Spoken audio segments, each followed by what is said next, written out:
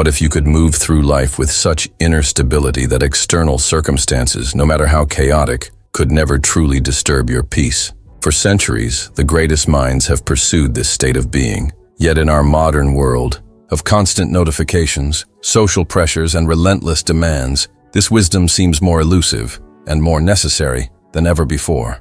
Today, we explore the profound philosophy of Ralph Waldo Emerson, the American transcendentalist whose insights continue to illuminate the path toward genuine independence of mind and spirit. Through his teachings on individualism, spiritual connection, and personal liberty, we discover a framework for navigating life with remarkable equanimity. In the next moments, you'll learn how to cultivate indifference as strength, master your emotional responses, shape reality through disciplined thinking, and find freedom in detachment from outcomes beyond your control. You'll discover how silence can become your greatest strategy and how true power emerges when you stop seeking external validation. This journey into Emersonian wisdom offers more than philosophical theory. It provides practical guidance for developing an unshakable core that remains steady through life's inevitable storms. Before we continue, take a moment to subscribe to this channel for more explorations of timeless wisdom applied to modern living. Then share your personal manifestation in the comments below by completing this statement. I manifest unwavering inner peace, regardless of external circumstances. Now, let us begin a journey toward a life where nothing truly disturbs you. In a world obsessed with reaction, the ability to remain indifferent to petty frustrations represents not weakness, but extraordinary power. Consider how many lives are consumed by minor irritations, traffic delays, unkind words, technological glitches. These seemingly small disturbances accumulate into a profound drain on human potential. Each reaction diminishes our energy, diverts our attention, and strengthens the hold external circumstances maintain over our inner state. Emerson understood this when he wrote, "Let me go where'er I will. I hear a sky-born music still."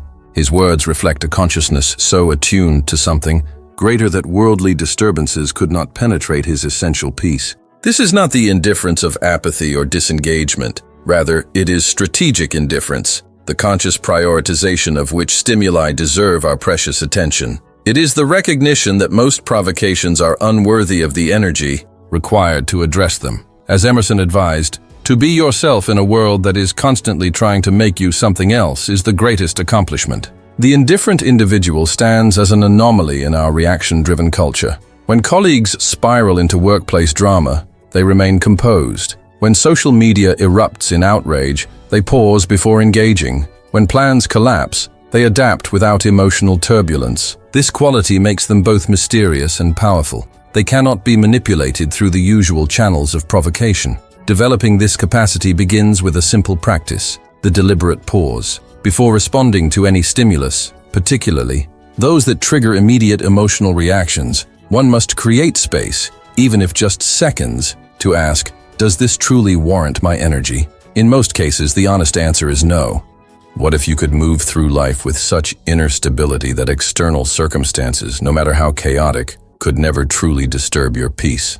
For centuries, the greatest minds have pursued this state of being. Yet in our modern world, of constant notifications, social pressures, and relentless demands, this wisdom seems more elusive and more necessary than ever before. Today, we explore the profound philosophy of Ralph Waldo Emerson, the American transcendentalist whose insights continue to illuminate the path toward genuine independence of mind and spirit. Through his teachings on individualism, spiritual connection, and personal liberty, we discover a framework for navigating life with remarkable equanimity. In the next moments, you'll learn how to cultivate indifference as strength, master your emotional responses, shape reality through disciplined thinking, and find freedom in detachment from outcomes beyond your control. You'll discover how silence can become your greatest strategy and how true power emerges when you stop seeking external validation. This journey into Emersonian wisdom offers more than philosophical theory. It provides practical guidance for developing an unshakable core that remains steady through life's inevitable storms. Before we continue, take a moment to subscribe to this channel for more explorations of timeless wisdom applied to modern living. Then share your personal manifestation in the comments below by completing this statement. I manifest unwavering inner peace, regardless of external circumstances. Now, let us begin a journey toward a life where nothing truly disturbs you. In a world obsessed with reaction, the ability to remain indifferent to petty frustrations represents not weakness, but extraordinary power. Consider how many lives are consumed by minor irritations, traffic delays, unkind words, technological glitches. These seemingly small disturbances accumulate into a profound drain on human potential. Each reaction diminishes our energy, diverts our attention, and strengthens the hold external circumstances maintain over our inner state. Emerson understood this when he wrote, "Let me go wherever I will. I hear a sky-born music still." His words reflect a consciousness so attuned to something greater that worldly disturbances could not penetrate his essential peace. This is not the indifference of apathy or disengagement. Rather, it is strategic indifference, the conscious prioritization of which stimuli deserve our precious attention. It is the recognition that most provocations are unworthy of the energy required to address them. As Emerson advised, to be yourself in a world that is constantly trying to make you something else is the greatest accomplishment. The indifferent individual stands as an anomaly in our reaction-driven culture. When colleagues spiral into workplace drama, they remain composed. When social media erupts in outrage, they pause before engaging. When plans collapse, they adapt without emotional turbulence. This quality makes them both mysterious and powerful. They cannot be manipulated through the usual channels of provocation. Developing this capacity begins with a simple practice, the deliberate pause. Before responding to any stimulus, particularly those that trigger immediate emotional reactions, one must create space, even if just seconds, to ask, does this truly warrant my energy? In most cases, the honest answer is no. Each emotion, when consciously engaged, rather than blindly expressed or suppressed, offers its own gift. Those who develop this capacity discover something remarkable. Emotions become tools rather than obstacles. The full spectrum of human feeling becomes available not as a liability, but as a resource, a palette of energies to be applied with wisdom and discretion. What relationship with your own emotional life might you cultivate if you viewed emotions not as inconveniences to be managed, but as powerful energies awaiting your direction? How might you move through challenging circumstances if you maintained authority over your internal state? Yet emotional mastery cannot exist in isolation. It emerges from a more fundamental understanding. That thought precedes all, creating the very reality we experience. And it is to this profound principle that we now direct our attention. Long before quantum physics suggested the observer affects the observed, Emerson intuited the creative power of thought. The ancestor of every action is a thought, he wrote, articulating a principle that would later find support in fields ranging from psychology to neuroscience. This deceptively simple insight contains revolutionary implications. If thought precedes action, and collective action shapes the material world, then thought itself becomes the primary creative force in human experience. The individual who governs thought governs reality itself. Consider how differently two people might experience identical circumstances. One enters a crowded room thinking, "These people will judge me," and experiences anxiety, withdrawal, and confirmation of their fears through selective attention to critical cues. Another enters thinking, "I might meet fascinating new connections," and experiences openness, engagement, and the fulfillment of this expectation through different attentional focus. Same room, same people, entirely different realities, created first in thought. Emerson's contemporary, Henry David Thoreau, captured this when he wrote, "It's not what you look at that matters, it's what you see." The meaning-making function of thought determines experience far more powerfully than external circumstances themselves. This principle explains why emotional reactions surrender power. When an external event automatically triggers an internal reaction, the individual has relinquished control of their thought process to circumstantial prompts. The unshakable mind, by contrast, maintains sovereignty over its interpretive function, regardless of provocation. The practical application begins with thought monitoring, developing the capacity to observe one's own thinking without immediate identification or judgment. This metacognitive skill, once cultivated, reveals how frequently thoughts arise not from rational assessment but from unconscious conditioning, emotional triggers, or societal programming. With awareness comes choice. The individual can ask of each thought, "Does this serve me?" Does this interpretation empower or diminish me? Is this perspective aligned with my highest values? Thoughts that fail these tests can be recognized as visitors rather than residents of consciousness, acknowledged, then consciously replaced. Those who master this discipline discover that even in circumstances that seem objectively adverse, they retain the ultimate creative authority, the power to determine meaning. This is not wishful thinking or denial of reality, but the recognition that between stimulus and response lies the human capacity for interpretation, and in that space, freedom. What would change in your experience if you fully embraced your role as author of your interpretations? How might you rewrite the meaning of challenging circumstances to reveal opportunities for growth, connection, or contribution? Yet merely understanding the creative power of thought remains insufficient. To manifest this principle in lived experience requires dedicated practice, the systematic training of mind and behavior that transforms philosophical insight into embodied wisdom. And it is to these essential practices that we now turn. Philosophy remains mere abstraction until embodied through disciplined practice. The cultivation of unshakability requires systematic training of both mind and response patterns, a daily commitment to living as if nothing could truly disturb one's essential peace. Emerson himself acknowledged this when he wrote, "That which we persist in doing becomes easier, not that the nature of the thing has changed, but that our power to do has increased." The state of equanimity he advocated emerges not from intellectual understanding alone, but from consistent implementation. The practice begins with visualization, the deliberate mental rehearsal of oneself as unshakable. For 5 minutes each morning, one might imagine moving through anticipated challenges with perfect composure, responding rather than reacting, maintaining inner stability regardless of external circumstances. This practice, supported by modern neuroscience, creates neural pathways that facilitate the desired response when challenges actually arise. Equally essential is the practice of the pause, the disciplined insertion of space between stimulus and response. When provoked, the practitioner commits to taking 3 deep breaths before speaking or acting. This brief interval often proves sufficient to interrupt automatic reactions and enable conscious choice. Progressive exposure represents another crucial element. The individual deliberately engages with increasingly challenging situations, beginning perhaps with minor irritations like traffic delays, then advancing to interpersonal conflicts or professional setbacks, while maintaining equanimity.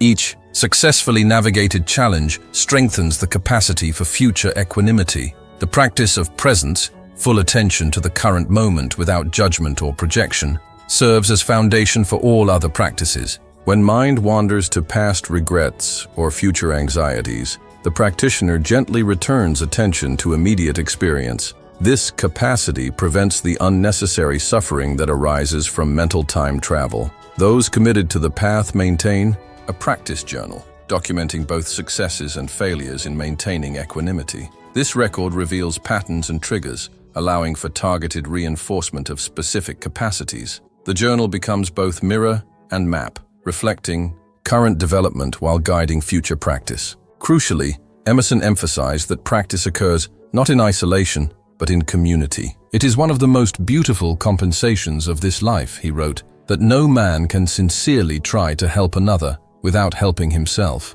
The journey toward unshakability flourishes when undertaken alongside others committed to the same path." What daily practices might you implement to develop greater equanimity? How might you systematically strengthen your capacity to remain undisturbed by external circumstances? As essential as these practices are, they cannot succeed without addressing a fundamental source of disturbance, attachment to particular outcomes. And it is to this critical principle of detachment that we now turn our attention. At the heart of human suffering lies a paradoxical attachment, the desperate insistence that reality conform to our preferences. When circumstances align with desires, temporary satisfaction emerges. When they diverge, suffering inevitably follows. This pattern creates lives characterized by oscillation between brief contentment and prolonged distress. Emerson recognized this when he wrote, "For everything you have missed, you have gained something else, and for everything you gain, you lose something." His insight points toward a profound liberation, the freedom that emerges through detachment from specific outcomes. This detachment differs fundamentally from resignation or indifference to results. Rather, it represents a sophisticated relationship with reality, The recognition that while one may act with full commitment toward preferred outcomes, ultimate peace requires releasing attachment to particular results. Consider the entrepreneur who invests years developing an innovative product. The untrained mind becomes so identified with success that failure would trigger devastating psychological consequences. The detached entrepreneur, by contrast, pursues excellence with full vigor while simultaneously accepting that market forces, timing, and countless factors beyond control will determine outcomes. This paradoxical stance, full commitment paired with full acceptance of any result, creates extraordinary resilience. The Stoic philosophers captured this principle in Epictetus's famous dictum, "Make the best use of what is in your power, and take the rest as it happens." This approach divides experience into two domains: that which can be controlled, primarily one's own thoughts, judgments, and actions, and that which cannot, essentially everything else. Wisdom lies in distinguishing between these domains and investing energy accordingly. Practicing detachment begins with outcome observation, noticing when peace becomes contingent on specific results, whether in professional pursuits, personal relationships, or daily activities. Each such contingency represents a vulnerability, a condition placed on contentment that reality may not fulfill. This awareness enables outcome expansion, deliberately identifying multiple acceptable outcomes rather than fixating on one perfect result. The mind trained in detachment might think, while I prefer outcome A, outcomes B through E would also contain opportunities for growth, meaning, or contribution. This flexibility dramatically reduces suffering when preferred outcomes prove unattainable. Those who master detachment discover a surprising truth. Liberation from outcome fixation often enhances performance. Free from the psychological constriction of desperate need, they access greater creativity, adaptability, and presence, qualities that frequently improve results while rendering those results less psychologically determinative. What areas of your life currently generate suffering through attachment to specific outcomes? How might you maintain full commitment to excellence while releasing dependence on particular results? Yet detachment itself requires a foundation, a clarity regarding what truly matters amid life's endless demands and distractions. And it is to this essential principle of prioritization that we now direct our attention.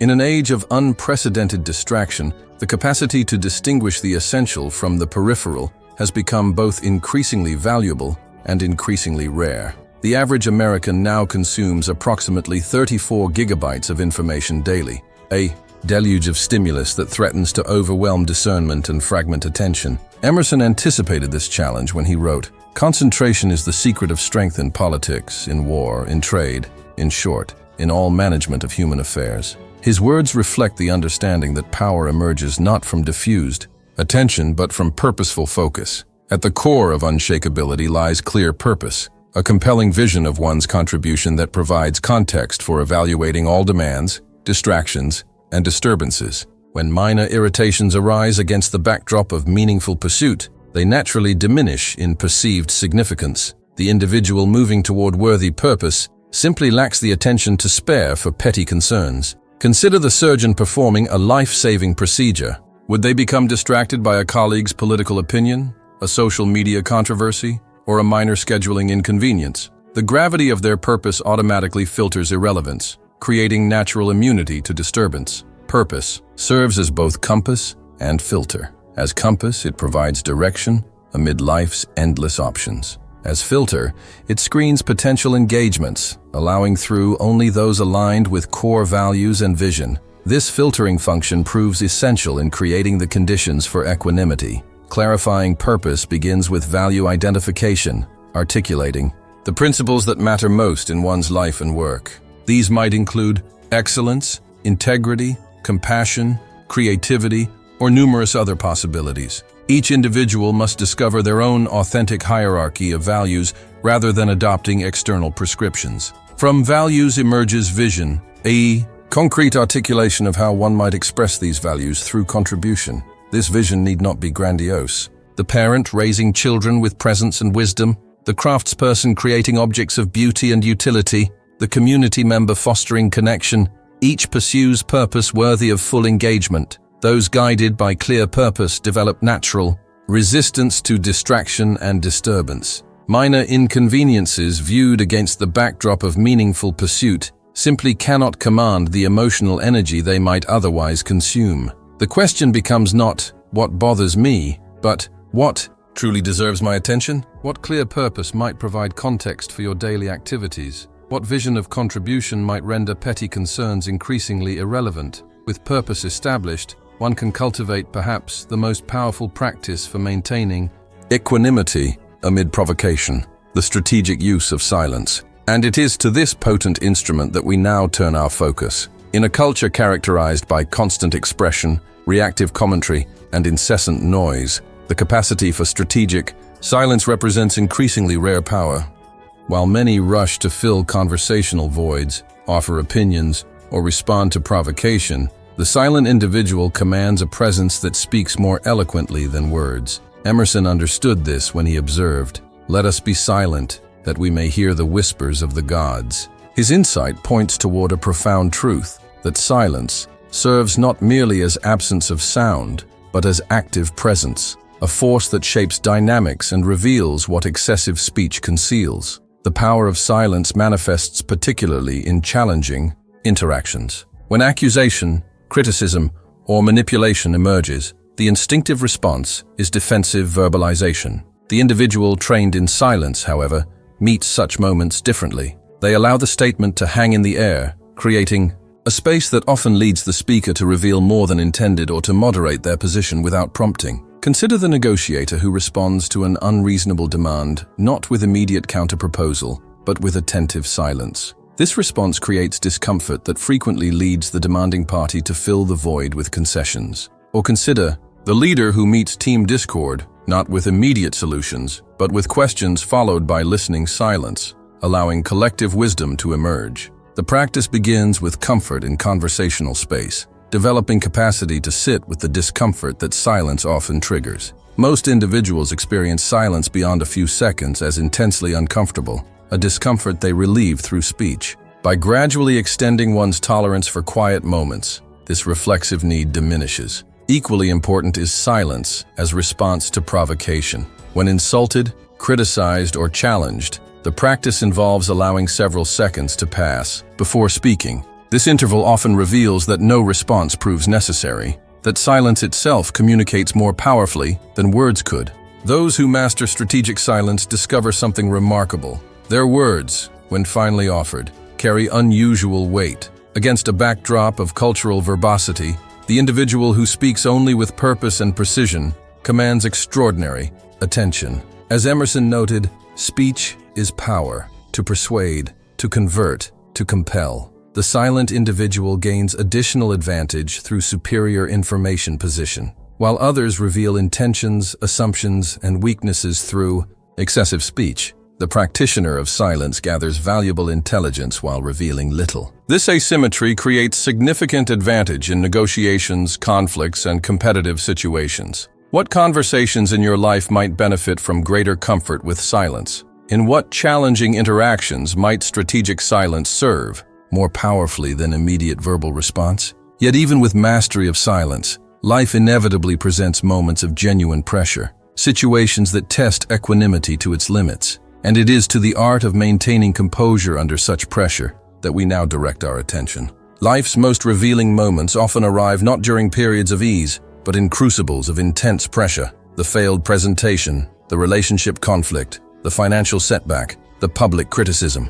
In these moments, the gap between philosophical understanding and embodied wisdom becomes starkly apparent. Emerson acknowledged this reality when he wrote, "The great man is he who in the midst of the crowd keeps with perfect sweetness the independence of solitude." His words capture the essence of true composure, not the absence of external pressure, but the maintenance of internal equilibrium regardless of circumstances. This capacity proves particularly crucial during crisis. When emergencies arise, the composure of a single individual can determine outcomes for many. The pilot who maintains clear-headed decision-making during mechanical failure, the parent who responds with calm precision to a child's injury, the leader who provides steady guidance during organizational turmoil. Each demonstrates that pressure reveals character but need not destroy equanimity. Developing this capacity begins with pressure anticipation. the mental preparation for challenging circumstances before they arise. The individual visualizes potential difficulties, from minor inconveniences to major setbacks, mentally rehearsing measured responses rather than reactive outbursts. This practice creates neural pathways that facilitate composure when actual challenges emerge. Equally essential is the practice of physiological management. Under pressure, the body automatically triggers fight or flight response. Increased heart rate, shallow breathing, muscle tension, compromised cognition. The composed individual consciously counteracts these responses through controlled breathing, progressive muscle relaxation, and cognitive reframing of the situation's meaning. Those who master composure under pressure develop what psychologists call stress inoculation, the paradoxical strengthening that emerges through successfully navigated difficulty. Each maintained composure amid challenge increases capacity for future equanimity, creating an upward spiral of resilience. This capacity appears most dramatically when contrasted with its absence. In team environments, organizational cultures, or family systems, the composed individual stands as stabilizing presence amid collective reactivity. Their calmness proves contagious, creating space for thoughtful response rather than impulsive reaction. The master of composure understands a subtle truth, that pressure itself contains no inherent meaning. Circumstances become pressure only through interpretation, and interpretation remains forever subject to choice. The presentation becomes high stakes only if defined as such. The criticism becomes devastating only if granted that power. Even physical danger becomes manageable when met with trained response rather than panicked reaction. In what areas of your life does pressure most frequently challenge your composure? What specific practices might strengthen your capacity to maintain equilibrium amid difficult circumstances? Yet even with mastery of internal composure, the world inevitably offers external criticism, judgments from others that test our deepest equanimity. And it is to this challenging terrain that we now turn our attention. Few forces disturb human peace more reliably than criticism. Whether expressed as direct condemnation, subtle disapproval, or perceived rejection, the evaluative judgments of others penetrate psychological defenses with remarkable efficiency. Many who maintain composure through various challenges find themselves undone by critical words. Emerson recognized this vulnerability when he wrote what would become perhaps his most famous lines, "To be great is to be misunderstood." His insight acknowledges an uncomfortable reality. That significant contribution almost inevitably attracts criticism, making freedom from concern with others' judgments essential to meaningful work. This freedom proves particularly crucial in creative pursuits. The novelist writing their truth, the entrepreneur developing innovative solutions, the leader implementing necessary but unpopular changes, each must develop immunity to the inevitable criticism that accompanies deviation from convention. Without such immunity, originality succumbs to conformity, and potential contribution remains unexpressed. Developing this capacity begins with criticism categorization, the disciplined evaluation of feedback through logic rather than emotion. Each criticism can be analyzed through 3 questions. Is it accurate? Is it relevant? Is it constructive? This analytical approach transforms criticism from emotional trigger to informational input, allowing for learning without destabilization. Equally important is the practice of criticism prediction. Before sharing creative work, implementing changes, or taking bold action, one consciously anticipates likely criticism. This anticipation diminishes the criticism's impact when it eventually arrives, replacing surprise and defensiveness with prepared response. Those who master immunity to criticism understand a subtle paradox, that constructive criticism contains genuine value, while destructive criticism reveals more about its source than its target. This discernment allows them to learn from useful feedback while remaining undisturbed by judgments stemming from others' limitations, insecurities, or misunderstandings. This immunity appears most strikingly in public figures who maintain equanimity amid intense scrutiny, the political leader who continues principled action despite media criticism, the artist who creates authentic work despite negative reviews, the innovator who pursues vision despite expert skepticism. Each demonstrates the power of internal validation over external judgment. The core practice involves self-reference, developing such clarity regarding one's own standards, values, and purpose that external evaluation becomes increasingly irrelevant. When internal compass provides clear direction, outside opinions may be noted but need not determine course. As Emerson advised, trust thyself. Every heart vibrates to that iron string. In what areas of your life does criticism most powerfully disturb your peace? What practices might strengthen your capacity to learn from constructive feedback while remaining undisturbed by judgments that offer no value? Yet freedom from others' criticism ultimately depends on something more fundamental: the capacity for genuine self-validation, independent of external approval. And it is to this essential foundation that we now direct our final exploration. At the core of human unshakability lies perhaps the most challenging and transformative practice: the capacity to validate oneself from within, rather than seeking confirmation from without. This single shift from external to internal reference fundamentally alters the individual's relationship with the world and the self. Emerson articulated this principle in his essay, Self-Reliance, writing, "What I must do is all that concerns me, not what the people think." His words capture the essence of self-validation, the radical notion that one's worth, direction, and success might be determined by internal standards rather than external metrics. This capacity proves particularly essential in a culture obsessed with quantifiable validation. Social media metrics, professional titles, income levels, academic credentials, relationship status, each offers apparent confirmation of value, yet each ultimately fails to provide lasting security. The individual dependent on such external markers remains forever vulnerable to their fluctuation or loss. Developing genuine self-validation begins with validation tracking, the deliberate observation of when and how one seeks confirmation from others. Each instance represents an opportunity for transformation, a moment when external seeking might be replaced by internal reference. Equally important is the practice of accomplishment witnessing, the disciplined acknowledgement of one's efforts, progress, and achievements without waiting for others to notice or approve. This might involve maintaining a daily journal recording small wins, moments of integrity, or progress toward meaningful goals, creating concrete evidence of value independent of external recognition. Those who master self-validation discover